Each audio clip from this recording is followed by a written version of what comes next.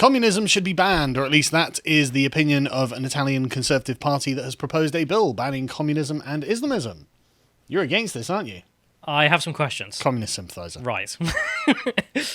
A new bill proposing the outright ban on groups, organisations, movements and associations and parties which, quote, pursue undemocratic purposes typical of totalitarian communist ideologies or those of extremist Islamic religious origin, has been filed by the Italian Conservative Party Fratelli d'Italia, which is the Brothers of Italy, or FDI, apparently. The bill, which comes in the wake of a 2019 European Parliament resolution, called for the acknowledgement of totalitarian crimes and condemnation of Nazi and communist propaganda, asserted that the time had come to equate the communist regime with the fascist one. Object. I dare you. I can't object to that framing of communism as equal to the fascists in their horror and in their theory. But the thing I'm worried about is what are they proposing there? Are they proposing that if you set up a communist party, that's going to be banned from running for office? Is that correct? Yes, an outright ban on groups, organisations, movements, associations and parties. And I assume they will define communism however they wish, if they had that way. Because one of the things to mention here is the difficulty. I don't know if you know much about the Brothers of Italy. No. So I might be wrong on the precise percentage, but they got a small percentage of the vote last time, like 4% or something. They have the representatives in Parliament. Mm-hmm. But this time around, they're polling about 20%. Meteoric rise, like fantastic for them. Excellent. And but they're not in government, so this isn't going to become law. Sure. Yet, Good. But I like the trajectory upon which they're going. Communists and Nazis are the same thing. We should ban them both. If we're going to ban one from running for office, I would agree that banning the other should also follow. I'm not sure I'm on board with just outright banning Nazis and communists from running for office, full stop. Well, in a time of non-crisis. So in normal operations. I would, like, 5 years ago I would have agreed with you. We should have a plurality of voices, a nice open space. But then it becomes apparent that the liberal democracy needs to take steps to ideologically defend itself in order not to be subverted. Because, be clear, a liberal democracy is based on an ideology. It is an ideological construct. It requires a certain set of beliefs with which to engage with it, and if these beliefs are revolutionary communist or revolutionary fascist, or Islamist, then sorry, you can't be a political party because we can't facilitate an ideological revolution against a liberal democracy. We can't allow that. Right, okay, so first thing with democracy, I mean, the whole point is not necessarily to give them seats or anything like that. It's to manage power, isn't it? So it's to mediate those forces, say, oh, well, you could run for office, there's nothing stopping you, and then they run and they get 1% of the vote, and they look ridiculous. Sure, but I think that the communists could just easily go into a social democratic party that way. They do all the time, and banning the communist party is going to make them do that. Good, because that makes them commit to democracy. Huh, okay, that's a point. In fact, that's in fact one of the reasons that fascism never really took hold in France is because all of the proto-fascist movements ended up engaging in parliamentarism, which of course to the radicals on the far fringes were like, well, you're a sellout, you've failed, and essentially they kind of collapsed and got subsumed into the conservatives or left wings. But you think this is true for all times, no matter of the crisis? I'm not saying it's true in all times and all places, like necessarily. No. I mean, so the difference between normal operations for the government versus what happened in France. So for people who don't know, in I think it was 39, the Germans declared war on the Polish after making an alliance with Moscow. Mm-hmm. So the guys in Paris were like, well, the Communist Party's aligned with Moscow, who's aligned with Berlin, who we're at war with. Therefore, you're banned. You're not running for office. And I mean, in times of emergency, if we were in a war or something. Yeah, most people could probably see. Okay, fair enough. Yeah. Like, these guys are engaging with your enemies. Yeah. So there's that, and then there's normal operations. You think for all times, even if it's... Yeah, I don't see why a communist or fascist party should be allowed to just sit there and openly say, look, we're just going to, if you come and join us, we're going to overthrow democracy. We saw what happened in the 20th century. It was awful. We don't want that to happen. Democracy can take steps to protect itself. That's not saying the people who would otherwise have joined these parties should be excluded from the political process or anything, but it just has to be along a certain set of lines. Okay. You know what? I could probably get on board with that idea if it's on the lines of if you are openly anti-democracy, no. The answer is just no. Because we do actually kind of have that standard already for the prescription list in the UK, and it seems that things work. And the communists should be added to it. Because they are. There is one socialist group on the prescription list in the UK. It's the Kurdish Workers' Party. That's it. Really? So, like, we couldn't prescribe even Antifa on the prescription list so far, even with 10 years of Tory government. We'll get Navarro Media on there yet. Anyway. Is that not a worry, though? What, the Navarro Media get prescribed? No, not really. Is it a worry for you? No, in a worry in the sense for the law that you could end up rolling this out further and further. I mean, what do you describe as an anti-democratic communist? I mean, you can see the Democrats saying that the Republican Party, for example, is clearly You anti-democracy. can hear Navarro media scrambling, going, no, we're pro-democracy, we're pro-democracy. Yeah, but sure you are communists. take the Democrats right now. They would say Trump's anti-democracy, America first. That's all anti-democracy. We'll deal with the usual Republicans, bloody rhinos, but the guys who actually want conservatism, they're all outside of the means. Yeah, but they're not revolutionaries, are they? They're very much committed to the democratic process. I mean, I'm not saying that power can't be abused, obviously, and of course it can, and the people in charge, of course, need to be held to account. But if someone says, well, I'm a Marxist, then that's you saying I'm an anti-democratic revolutionary. You can't be a Marxist without being a revolutionary. You can't be a fascist without being a revolutionary, and I'm sorry. But if you give the state this power, they will abuse it. I mean, surely you're accepting that. Well, at this point, what rights do you think we have? Well, we can start a communist party if we want to. Well, that's a problem, in my opinion. I don't think we should. It's not much of a right, to be honest. No, it's not much of a right. But the point is, like you're saying, well, government power can grow unchecked. It has always been the way that the liberals have hamstrung themselves in the ideological war against the fascists and the communists. Right? This is not useful anymore when critical race theory is being taught in schools and all of this ridiculously far left-wing nonsense is being taught in schools. And they literally are proud of the word revolution. They're literally proud of the word radical. Like Bernie Sanders wrote a book called Our Revolution. That should have been him out of politics. Sorry, Bernie. If you're going to talk about revolution, that word has meaning. And if you're like, oh, but I've got a new definition, fine, it's a dog whistle. You're dog whistling to those people who'd put people up against the wall and shoot them. But then he did take his honeymoon in the Soviet Union and come back with glowing praise. Well, there's an example of what do you do? Because, I mean, he did run for office. He you was make running in him the change his process. rhetoric. He is not allowed to dog whistle to revolutionary communists. That's my And if he does, then he can't be a senator. then you're no longer a candidate. You're not, No. It's not viable. No, Right. you're on you've decided to place yourself in a prescripted party.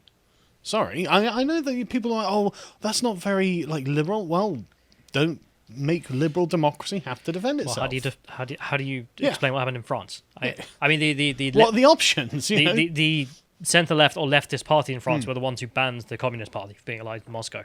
Not an unreasonable thing to do. I mean, we banned the National Union of Fascists, whatever it was, Oswald Mosley's group, because we're at war with Hitler.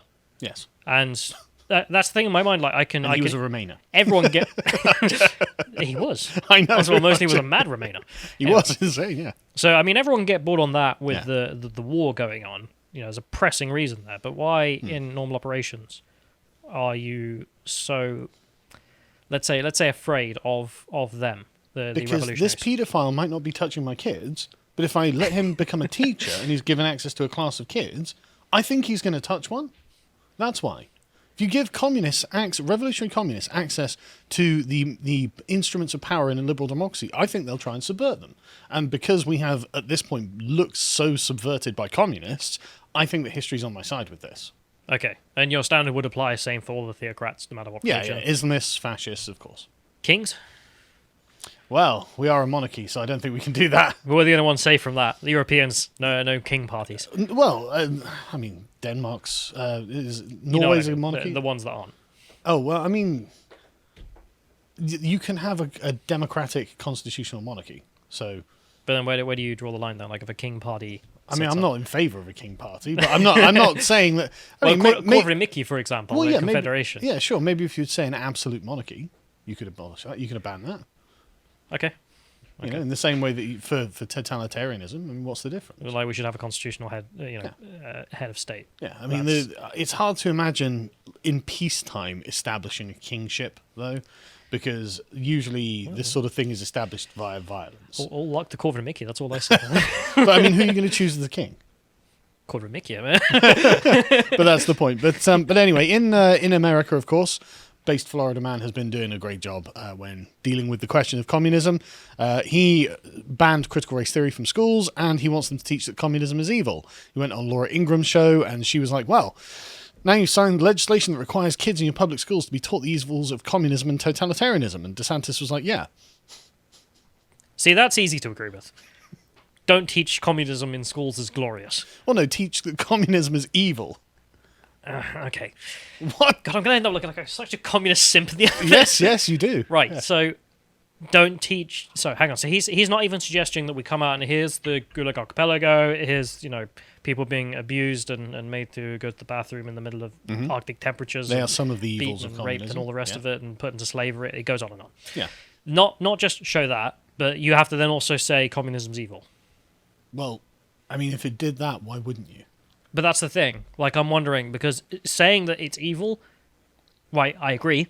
Telling the kids that it's evil seems to me very political. Yes. And I think it would be easier and probably the more proper thing to do, to just show it. And then if the kids come to the conclusion that that's based, well, I mean, what are you going to do? Oh, that'd be lovely in, in more moderate times where the children currently weren't having their gender identities erased by the teachers, which is also a political statement from the people who are doing it. That's what I would also back. If the classroom has already been politicized, I'm sorry, I think it's just too late at this point to say, oh, we can't politicize the classroom. No, that's why conservatives keep losing, right? Because the left is constantly politicizing the classroom. Sorry, if you want to be able to resist this nonsense, you've got to politicize it too. Surely and that that's means a failure. saying communism is evil. Surely that's just a failure of implementing the standards, though. Rather than, F the standards, we'll just give up on that standard. Sorry, the very question of what makes a woman has become a political question. The standards, unfortunately, in this case, weren't They've sufficient. slipped quite far. No, it's not even that they've slipped quite far. It's that the communist subverters were like, okay, well, we'll just go under your standards. Right. And we arrive at the other side. And now you've got to, justify what a woman is, Joe Swinson. And so it's like, look, this is very clever, but the intent is very clear. The intent is to damage and disrupt wider society, beginning with children. And I think that as adults, we actually have a responsibility to protect children in this way. And if that means banning communists, well, it should have been done yesterday. I mean, look, I agree that if we're going to have, ridiculous political association of schools, as you gave the example of It teaching. just seems to be there already. Yeah, I mean, if that's going to exist, then the opposite has to exist. That's given. Yeah. But I really would not say that that's the ideal. But this is you allowing the conservatives to lose the culture war again, right? This is fighting a culture war. What culture is correct? Is conservative, sort of liberal, traditional Western, Anglo Look, if I was the governor, I'd be culture kicking correct? every goddamn teacher out of their office as fast as possible. Exactly. Or are the communists going to sit there going, so get your pride flags out. Let me tell you about LGBTQ and the redistribution of Ban. wealth. Ban. That would be my approach, but the conservatives don't seem to do that. Well, now you're exactly on my position then. No. But my position is ban of the leftist stuff, and I'm not going to introduce, by the way, socialism's evil. I'm just going to show you the examples of socialism and make up your own But damn why mind. not just say it? It is evil. I don't think you should. Well, number one, you don't have to. Come on, I think you could. no, you don't show the effects of socialism, and the kids are like, yeah, cool. Like no, like no one looks at that and goes, that's pretty awesome. Yeah, but the problem is the socialists are good at divorcing the previous horrors of socialism with what their version of socialism will be in the future. And you really need to start tackling the sort of root of the ideology, which is the totalitarian nature of the thing, is in every single person will have to be adhering to the communist standard. But they're only good at doing that when the audience doesn't know what they're talking about. Yeah. So when you take examples of people who have left socialist regimes, they see right through this stuff. I mean, take the Chinese lady who lived through Mao's Cultural Revolution and is now giving evidence about why critical race theory is exactly the same thing, get stuffed. And, not going to wash with her. So if you can educate the youth on socialism... Actually make them live in a communist society. I don't think you necessarily make them live. Well, that's why I think you have to teach that it is an evil thing to do. To strip I people's think if you property just rights from educate them. people on socialism, the conclusion will be manifest. I don't see there's a problem with having a deliberate intention to show that this is an evil thing, strip people's property rights from them. Yeah, well, I like I'm having so much concern with this, but at the same time in my head I'm like, yeah, but also socialist comes for socialists. I mean, why not? If that's what they're asking for. Yeah, But give 'em what they want. but yeah, no. So Florida Man is doing a good job, in my opinion, and I think that this is what the Conservatives need to do to win. Because again, no one has to be a communist. You can be something else. You don't have to be like Revolution Now. You could be like, how about vote for me? Could be the Social Democrat Why not? and get your 1% of the vote. Exactly. But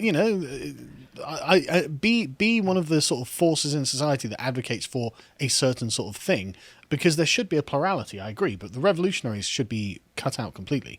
But yeah, I like the way that he puts all of this.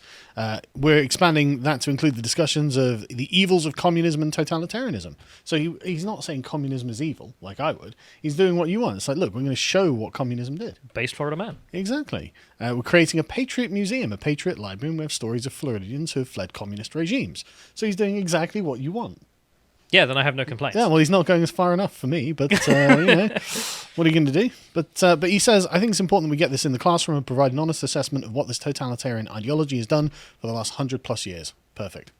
If you enjoyed this segment from the podcast of the Lotus Eaters, you can watch the full broadcast live every weekday at 1 p.m. UK time on lotuseaters.com.